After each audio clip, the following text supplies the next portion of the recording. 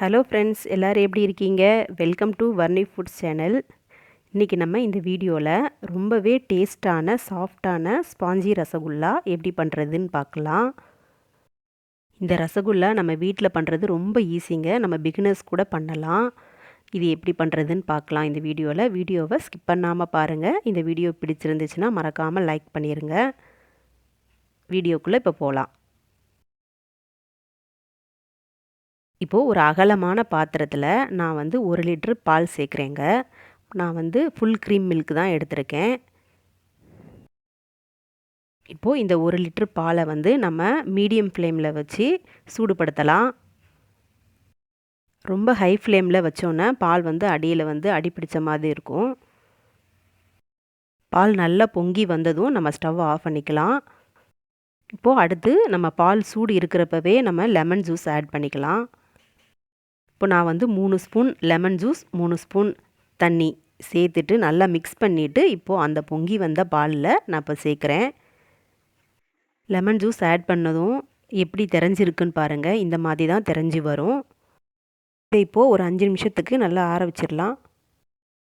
இப்போது இந்த பன்னீர் எல்லாமே நம்ம ஃபில்ட்ரு பண்ணி எடுத்துக்கலாம். ஒரு ஃபில்ட்ரு எடுத்துகிட்டு அதுக்கு மேலே நல்லா சுத்தமான காட்டன் கிளாத் விரிச்சிட்டு அதில் இந்த பன்னீர் எல்லாமே நம்ம வடிகட்டி எடுத்துக்கலாம். இப்போது தண்ணியெல்லாம் ஃபில்ட்ரு பண்ணதுக்கப்புறமா நம்ம ஃப்ரிட்ஜ் வாட்டரை இது மேலே லைட்டாக கொஞ்சம் கொஞ்சமாக ஊற்றி இந்த மாதிரி மிக்ஸ் பண்ணி விடணும். நம்ம இந்த மாதிரி ஏன் பண்ணுறோன்னா, நம்ம இந்த பாலில் லெமன் ஜூஸ் ஆட் பண்ணியிருக்கோம். அதோட ஃப்ளேவர் வராமல் இருக்கும். அதனால தான். இப்போது இதுலேயும் அந்த தண்ணி இல்லாமல் நல்லா ஃபில்ட்ரு பண்ணி எடுத்துக்கணும். அடுத்து நம்ம சுகர் சிரப் ப்ரிப்பேர் பண்ணிடலாம். 1 லிட்டர் பாலுக்கு 500 கிராம் சுகர் கரெக்டாக இருக்கும். 500 கிராம் சுகர் 2 கப் இருக்குங்க. இப்போ இந்த 2 கப் சுகரை சேர்த்துட்டு நம்ம 4 கப் தண்ணி சேர்த்துக்கணும். இப்போது இதில் அந்த சர்க்கரை கரையிற அளவுக்கு மட்டும் நம்ம ஹீட் பண்ணால் போதும். ரொம்ப திக்காக வரணும்னு அவசியம் கிடையாது. இந்த சுகர் சிரப்பில் 2-3 ஏலக்காய் பொடி பண்ணி சேர்த்துக்கலாம். சர்க்கரை தண்ணியில் நல்லா கரைஞ்சி ஒரு கொதி வந்ததும் நம்ம ஆஃப் பண்ணிடலாம். இப்போது நம்ம அடுத்து ஃபில்ட்ரு பண்ணி எடுத்து வச்ச பன்னீர் எல்லாம் நல்லா சாஃப்டாக நல்லா பிசைஞ்சு எடுத்துக்கணும். ஒரு 10 நிமிஷத்துக்கு நம்ம இந்த மாதிரி நல்லா ப்ரெஸ் பண்ணி விட்டு பிசைஞ்சு எடுத்துக்கணும். அப்போ தான் அந்த மாவு நல்லா சாஃப்டாக இருக்கும். பாருங்கள், இப்போ நல்லா கைகளால் இந்த மாதிரி அழுத்தி விட்டு பிசைஞ்சு எடுத்தாச்சு. இப்போ நம்மளுக்கு சாஃப்டான மாவு கிடச்சிருச்சு. இப்போது இதை நம்ம உருண்டை பண்ணி எடுத்து வச்சுக்கலாம். நான் மீடியம் சைஸ் உருண்டை பண்ணியிருக்கேன். இந்த மாதிரி உருண்டையெல்லாம் செஞ்சு வச்சுக்கலாம்.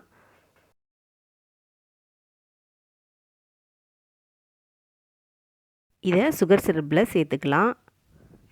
நம்ம ஏற்கனவே காய்ச்சி வச்ச சுகர் சிரப்பை திருப்பி ஹீட் பண்ணணுங்க. ஹீட் பண்ணி மீடியம் ஃப்ளேமில் வச்சுட்டு நம்ம உருண்டை பண்ணி எடுத்து வச்ச பன்னீர் பால்ஸை இதில் சேர்த்துக்கணும். 15 நிமிஷத்துக்கு நம்ம மீடியம் ஃப்ளேம்லேயே வச்சுருக்கணும். 15 நிமிஷத்தில் ஒரு 2 தடவை ஓப்பன் பண்ணி நம்ம பால்ஸை திருப்பி மாற்றி விட்டுக்கணும். நம்ம எந்த சைஸ் உருண்டை பண்ணுறோமோ அதை விட டபுள் மடங்காக வருங்க வேக வைக்கிறப்ப. இது செய்கிறது ரொம்ப ரொம்ப ஈஸி தான். பிகினர்ஸே ஈஸியாக வீட்டில் செஞ்சிடலாம். 15 நிமிஷம் நல்லா வெந்துருச்சுங்க. இப்போ நம்ம ஸ்டவ்வை லோ ஃப்ளேமில் வச்சுட்டு ஒரு 5 நிமிஷத்துக்கு வேக வச்சு எடுத்துடலாம். பால்ஸ் எல்லாம் பாருங்கள், ஒரு சின்ன விரிசல் கூட இல்லாமல் நல்லா அழகாக ரவுண்டாக இருக்குது. இப்போ ஒரே ஒரு உருண்டை மட்டும் நம்ம எடுத்து பார்க்கலாம்.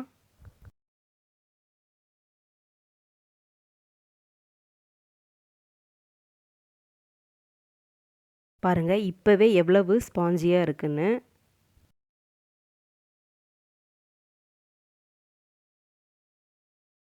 இன்னும் இது சுகர் சிரப்பில் ரொம்ப ஊறிடுச்சுன்னா இன்னும் ஸ்பாஞ்சியாக இருக்கும், நல்லா சாஃப்டாக இருக்கும். இப்போது இதை கட் பண்ணி பார்க்கலாம்.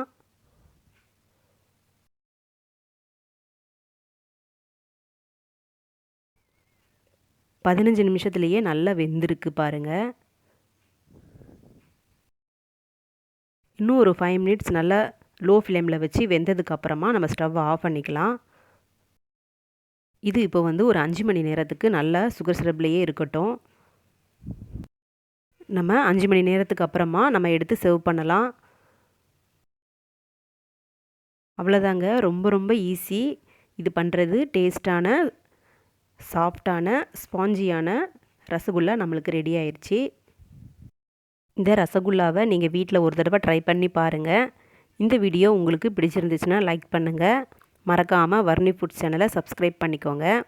சப்ஸ்கிரைப் பண்ணிவிட்டு பக்கத்தில் இருக்கிற பெல் ஐக்கானை ப்ரெஸ் பண்ணிவிட்டு ஆல்ன்ற ஆப்ஷனை கிளிக் பண்ணிக்கோங்க.